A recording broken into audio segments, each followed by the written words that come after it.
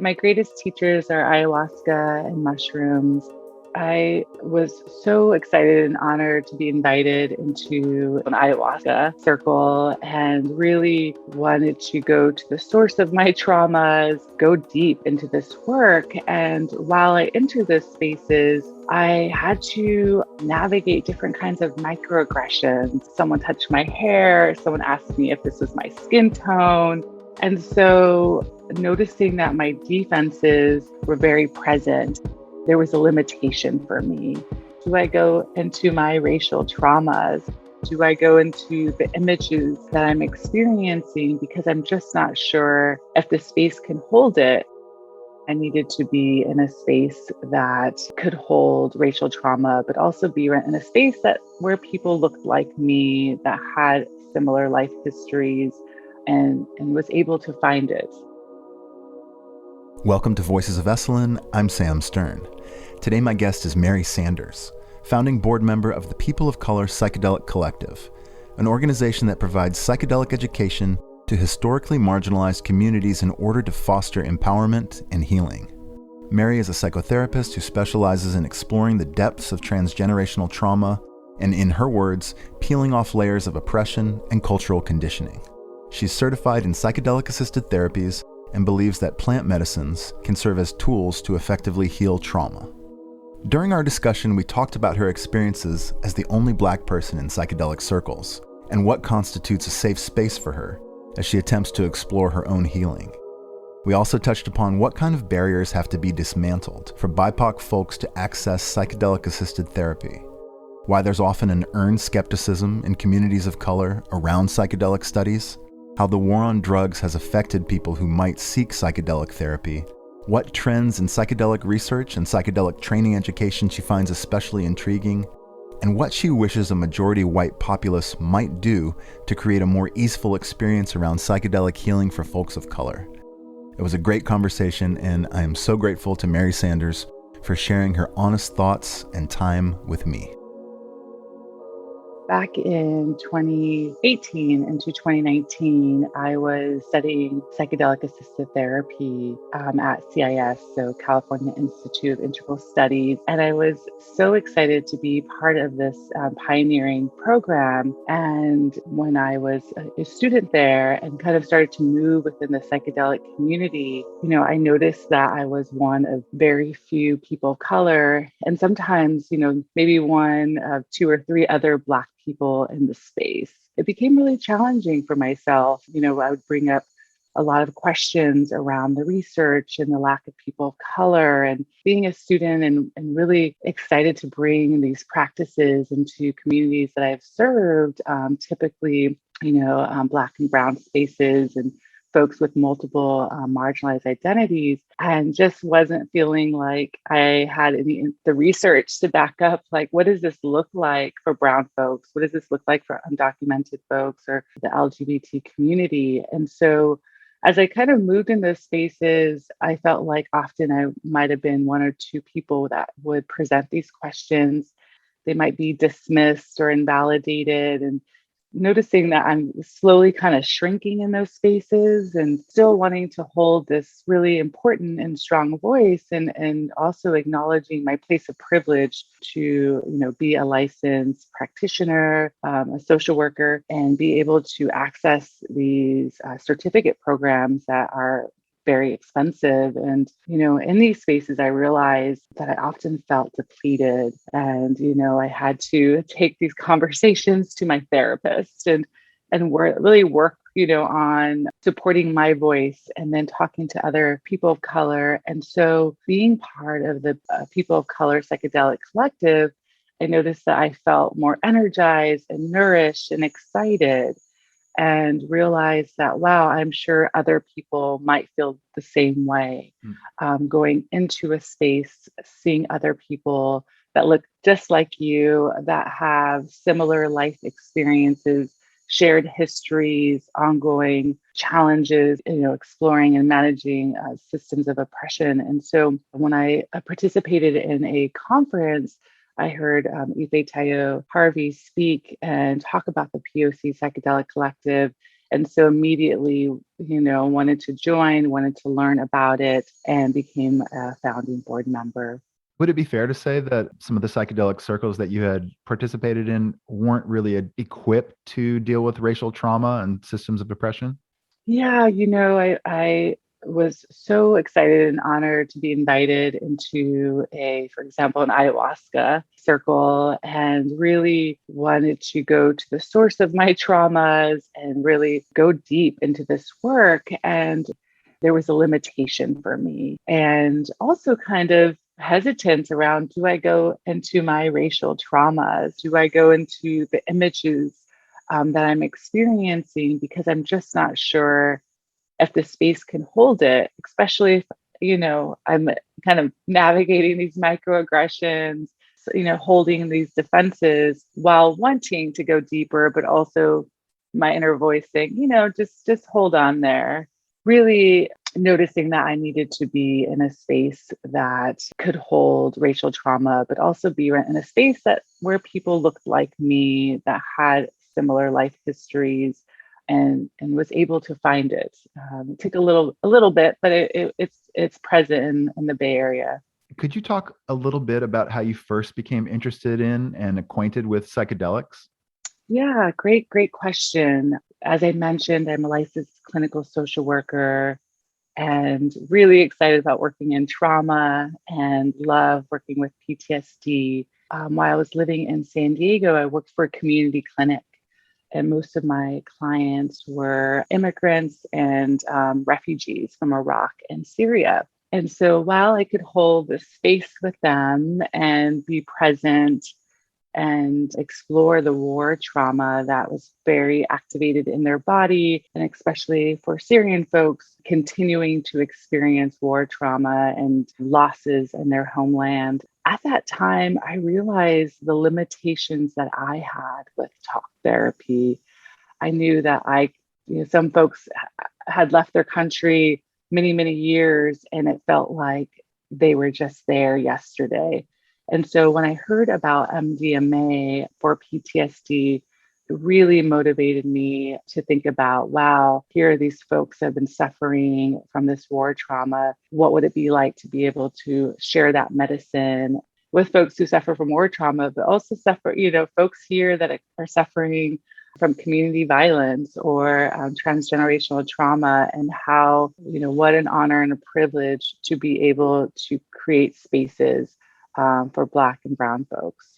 And what in general made you want to become a therapist? I'm kind of curious, was that part and parcel with wanting to become a psychedelic therapist, or it kind of sounds like that came later? It came later. Yeah. So my undergrad's in sociology, and I really love sociology. It just actually felt very natural to study systems. My family are really involved in the community, and my aunt was a mayor of the town that I grew up in. And so it was really important to do community work. And so as I studied sociology, it was kind of like, oh, here's the research route. I did do some kind of program evaluation and kind of some little R research. And I realized the most enjoyable part of my work was doing case studies and focus groups and really connecting to people. And so that motivated me to go into social work. You've mentioned transgenerational trauma, Mm-hmm. and I wanted to bring up this concept of ancestral healing. Yeah, so these medicines are such gifts, right? Such beautiful opportunities, right, to connect to the earth, connect to the land, and connect to our ancestors in ways that can be really difficult in our just our typical day, right? I know for myself and for other community members, it is often an opportunity to have a kind of a direct channel to our ancestors, and sometimes to really like amplify what we are experiencing in our bodies. And we know that we're storing not only, difficult events and traumas and all these, life experiences that we have, but also of our ancestors. So I know for myself, I've been able to have these really unique parallel process where I'm experiencing my trauma and also being able to connect with my ancestors' trauma of being kidnapped and forced onto land and a loss of language and culture. I notice that myself, I'm often cold. And so even thinking about that of like, oh, feeling this coldness in my body and thinking about what that feels like when you're removed from your land and have to experience even this change in temperature and this change of what your body even feels like on this foreign land. And then also experiencing this liberation of feeling like I can take these layers of trauma off my body. I can be freed of these chains on my ankles and I can move around in this medicine space and experience of, well, what is it like if I actually just walk on the other side of the room? I'm often in direct eye contact with the facilitators, so I know it's safe and we're all good. And so I thought, hey, you know what is it like to just move, right? And then noticing like, oh, I can't move too fast. I got to hold on to the wall. I need to get some support and start with these baby steps. And so really experiencing that in my body and then being able to take it out into the world and integrating that with my community and sitting with a Black medicine community, being able to name that and it being really supported, acknowledged, and celebrated that we can share these experiences and they can be held and honored and we can move together as a community. What plant medicines, psychedelics, or entheogens would you say are your healing allies? My greatest teachers are ayahuasca and mushrooms. So grateful for those teachers, and they continue to teach me so much and be in this world in a way that I can feel really proud of. There's always a curiosity to learn about other medicines and the curiosity, of course, with MDMA and seeing how that can support our community with trauma. There's for myself, it's going back to the earth and the elements, the soil and the air and the rain and being feeling really connected to all of those pieces. And so those curiosities are there for these other medicines, but so those are my greatest teachers. I'm excited about this relationship that continues to grow and deepen. So you have a private practice, Empath Center, I believe Mm-hmm. is the name of your practice in Oakland. Yeah, just curious about the way that you function. Do you mostly do psychedelic assisted therapy at this point? Yeah, so at this point, I work with all people of color. I work with folks who have their own practices with different medicines. So they may be working with microdosing mushrooms, they may have their own ayahuasca community. And so we are bringing those experiences into therapy and we are thinking of ways of how do we continue to integrate right those messages, those teachings from those spaces. I'm in training. I'm in my advanced year in somatic experiencing psychotherapy.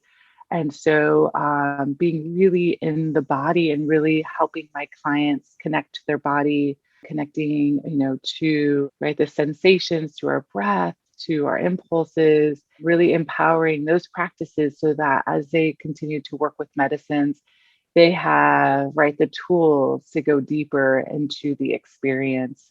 And then I also am part of supporting integration in our Black medicine community. And so after we meet, we often will come together and potlucks and sharing circles and play music. And for myself, really community mental health is my background. And really thinking about how does the community continue to move the medicine. And so I feel as like my private practice is really supporting folks in their integration work as well as building the skills so that they can deepen their relationship with medicine. There's this existing historical paradigm of Black folks being experimented on. For Mm-hmm. instance, the famous Tuskegee experiment, where Black men, some of whom had syphilis, some of whom did not, were studied without informed consent and without being given penicillin. In your opinion, does that kind of thing add to skepticism within communities of color around medical studies, psychedelic spaces? Absolutely. That's one famous experiment that we are all aware of. But if we look at history, there's a great book called Medical Apartheid. We look at, how Black bodies were experimented on a lot of different medical procedures, and a lot of gynecology practices that we use now were used on, Black bodies without any anesthesia, anything like that. So there is caution when there's new research.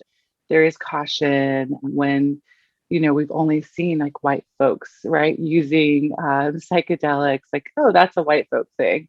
And so and part of being with people of color, psychedelic, is really providing the information in a way that intersects all of these pieces. And so, thinking about not only the research part, but also if we are working with psychedelics in our communities, we need to be aware of the harm that can be caused as being highly profiled and surveilled by police.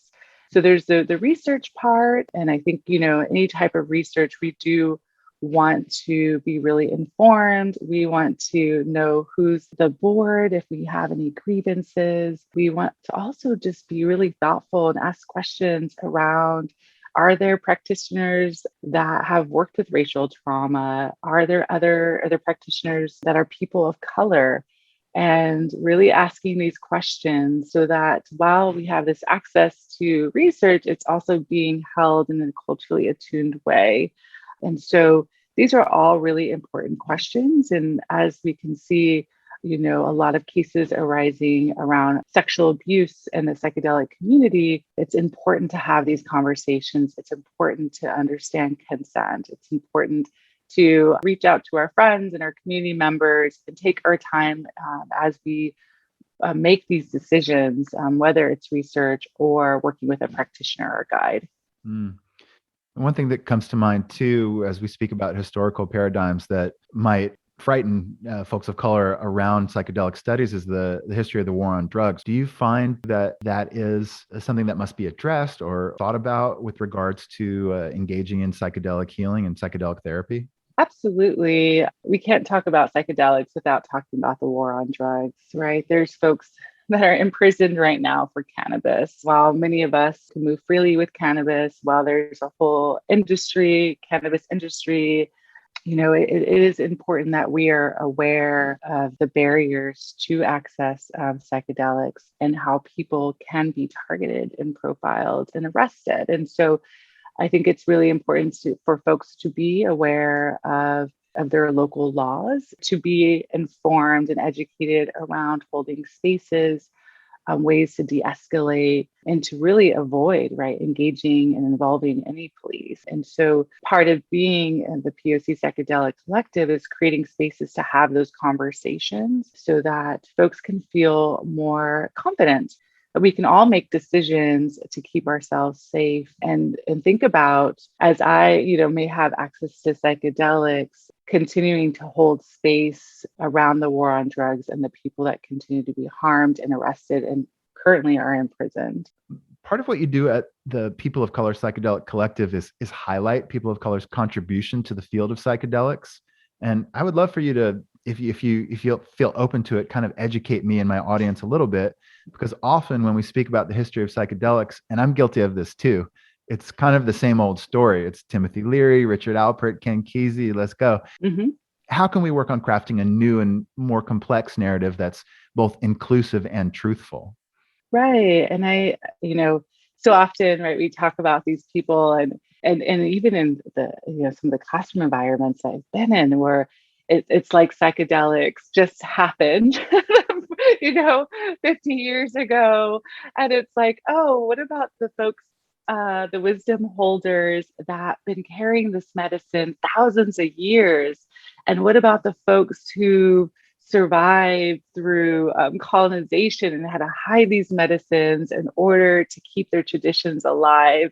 And so I would love to hear more about that, right? And really creating more space and conversations, whether it's Maria Sabina and folks to all understand what happened when her knowledge and skills were stolen without her consent and what harm it caused her and her family. And so in her community as well. And so it is really important that we invite these conversations. We invite the wisdom holders to be part of these conversations of Indigenous communities, because so much of our ways of working with these medicines are based right off of the experiences that we've had in our ayahuasca or our mushroom ceremonies. And so really highlighting those pieces. And it's unfortunate, but you see institutions completely failing at naming, naming these folks, but also even naming the tribe where they learned, right, or the people that they learned how to work with these medicines. And so I think that's important. And then we have other folks like Lindsay Lee, who is now an ancestor who passed away in early COVID out of Detroit and built this strong Black community and really mentored folks in the community and who continue to, share their knowledge and skills and sometimes even fly the West Coast and, do presentations. And so there are folks in all these different pockets. One of our, like I said, like you mentioned, our goals is to highlight those folks. And another important person you might have heard is Carl Hart, and he Drugs for Grownups, I think is the name of the book, but really talking about the war on drugs, really talking about psychedelics as medicine, but also other drugs as medicine as well, and holding that more nuanced and complex conversation that you're talking about.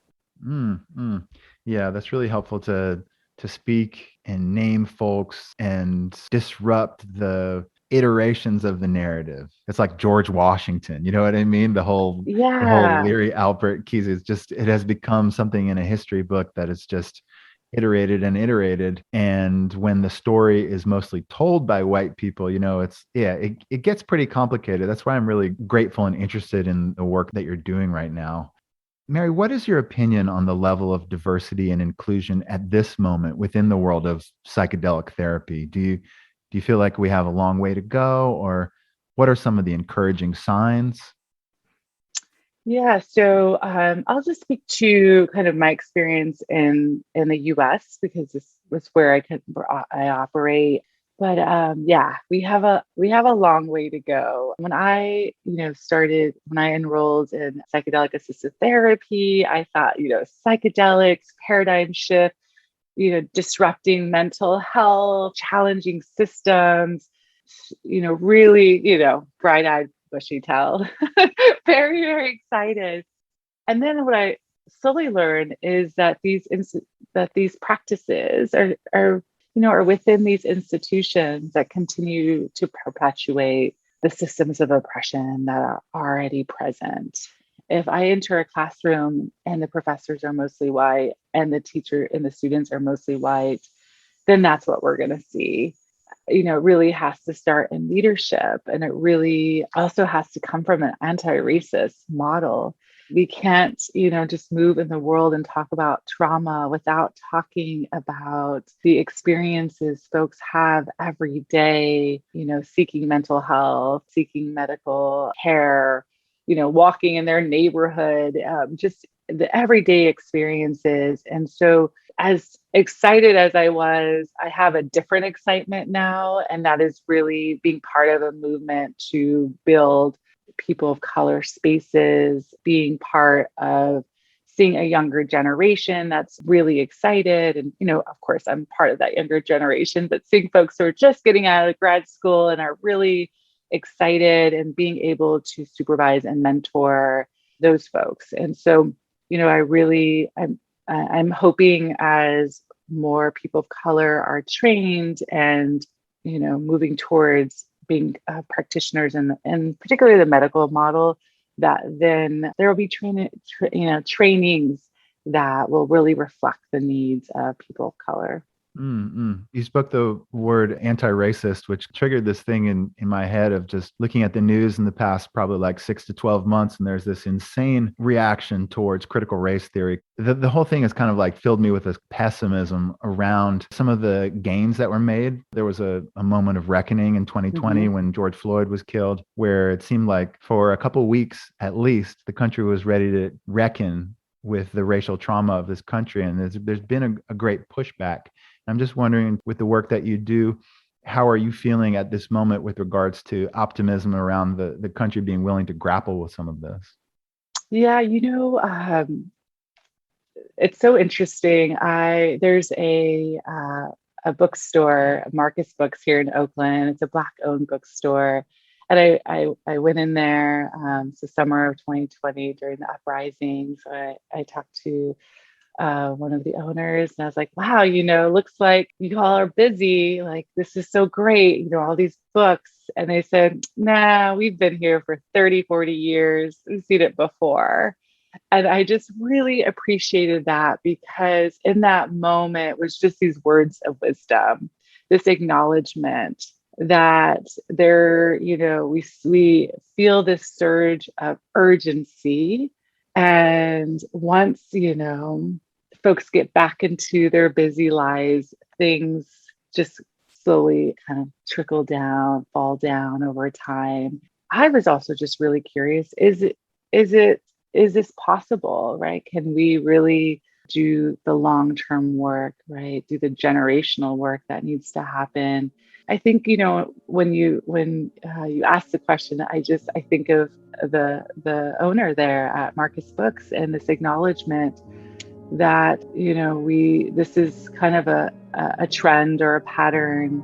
I feel hopeful that there are folks doing the work and are committed to help other white folks doing the work. And so, I've kind of washed my hands of that and just encourage my white friends that are doing the anti-racist work and are really committed to the long-term work, that they will continue to build community around that. And I think it's so, excited when I do hear white folks talk about psychedelics who are like, I really want to use a medicine to go inward and work on my own white supremacy and create space for that. And I'm like, yes, more of that, more of that.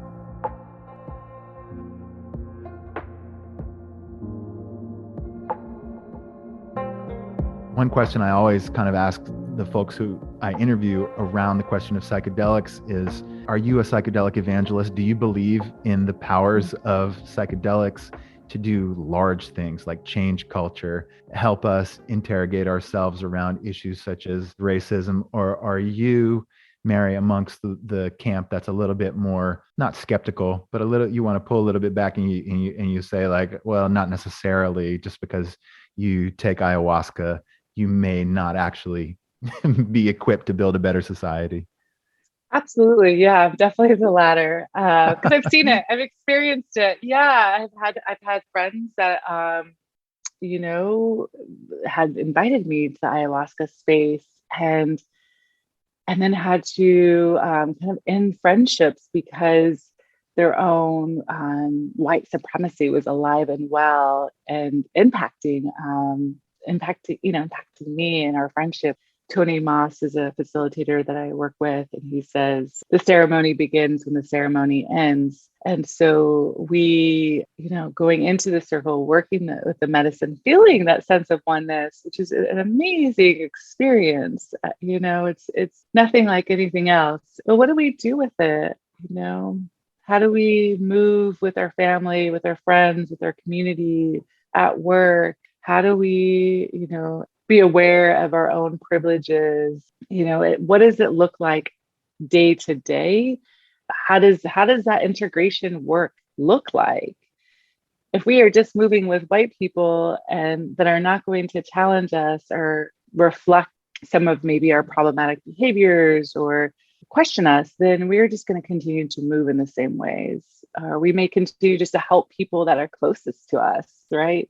That we know, that's already in our tight circle. For myself, I just find the integration work so important. We can have all these downloads and messages and visions and all this beautiful stuff. And this is the same with therapy, right? We can have this exposed, these deep moments in talk therapy, but how do we integrate it? How do we want to move in the world differently now that we've received these messages? What do you wish that a majority white audience Hmm. might know or learn about a BIPOC perspective on psychedelic healing? Mm, yeah. So, I think, folks who are moving into this space specifically for healing, there's that shared experience, right? Knowing that there's this pain that we've been experiencing, this suffering that's present for us, and we're moving in a way that doesn't serve us anymore. And so, right, we all have that in common, regardless of our race or gender. And we have these other layers that we have to be aware of. This is a nuanced conversation. Just recently, I was studying about autoimmune disorders and how to support that with the somatic practice. And in that conversation, we're just talking about autoimmune disorders and symptoms. And so I raised my hand and I talked about we can't talk about autoimmune disorders without talking about the history of this country, right? Autoimmune disorders are often related to extensive trauma, often related to, go on and on because of poor access to medical care, poor access, the need to manage chronic stress, right? And so I just bring that up as this example that it's all interconnected. You really have to look at the whole picture. And the only way we can do that is by choosing to move forward with our own education, to maybe get out of our comfort zone, be part of different organizations, take these risks so that we can learn more about ourselves and see the world, from a more expansive state, which, we often are seeking with psychedelics. If you had an ask for this audience that would enable more folks of color access to psychedelic healing spaces or a more easeful experience around psychedelic healing, what would that be? Mm. What can be really helpful is to hold presence and openness.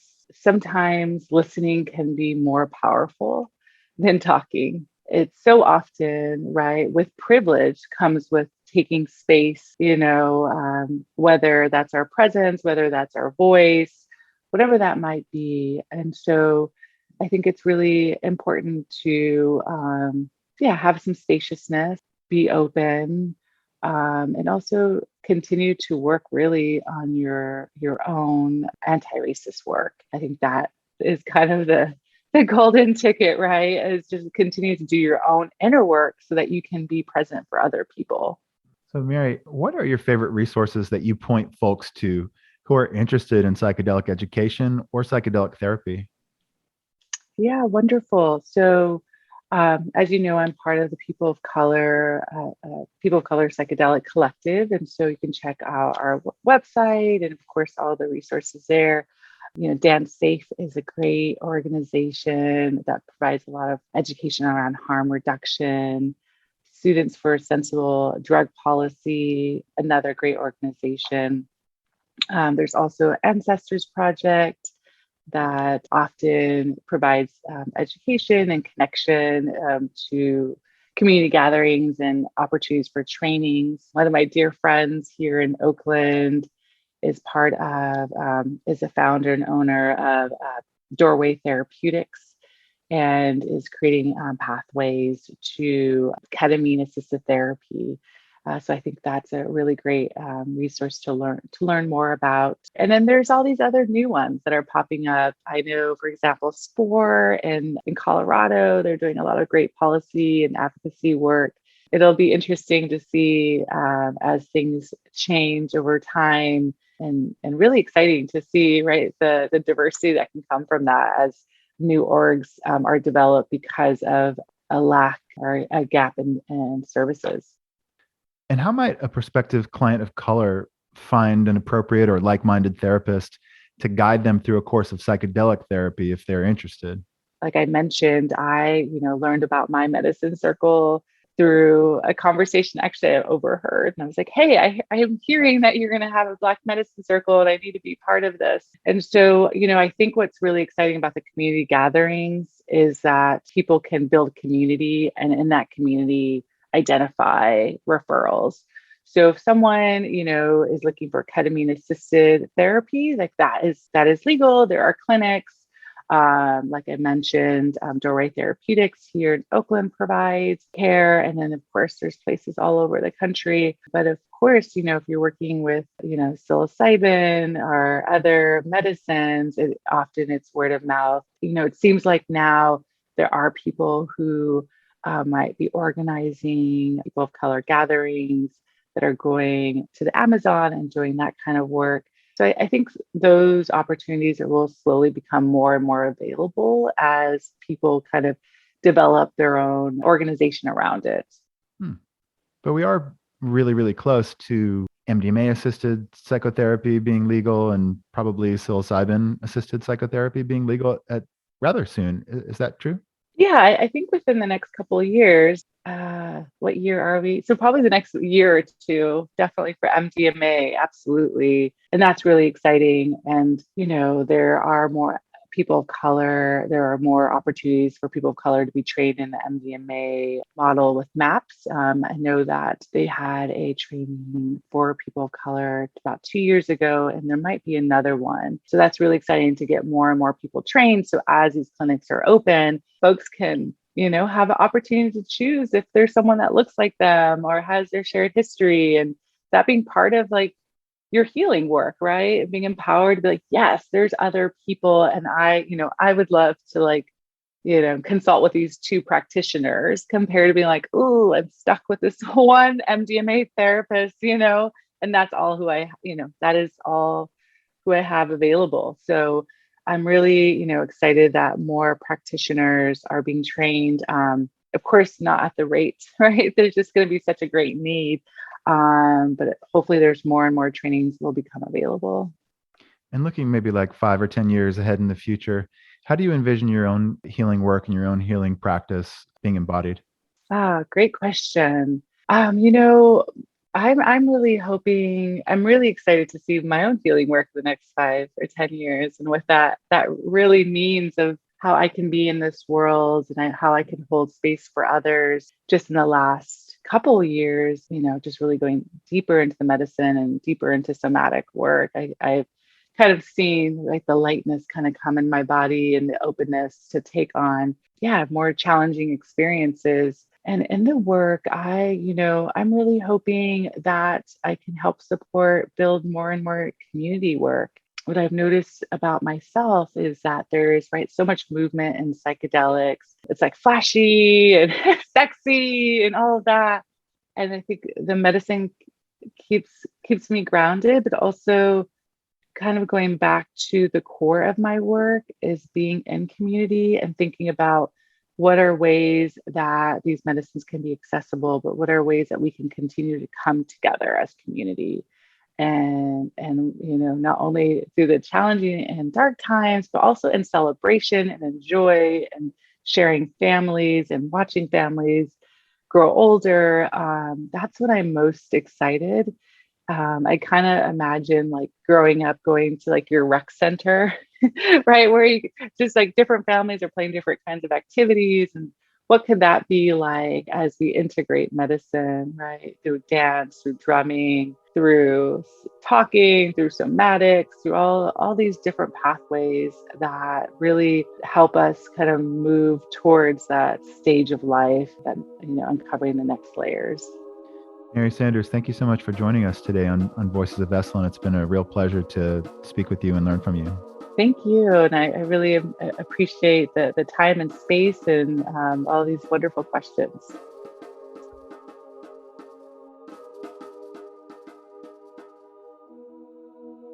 Thank you for listening to Voices of Esalen.